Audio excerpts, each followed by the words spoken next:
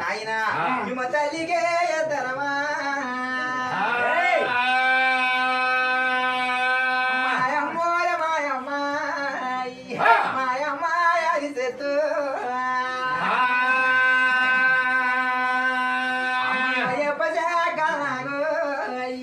మా తల్లికే ముగ్గురమా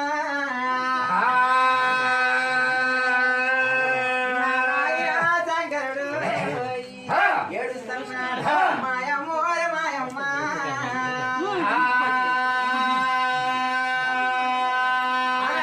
శంకరుడు వాడే ఏడుస్తాడు శంకరుడు ఏడుస్తున్నాడు అదే విధముగా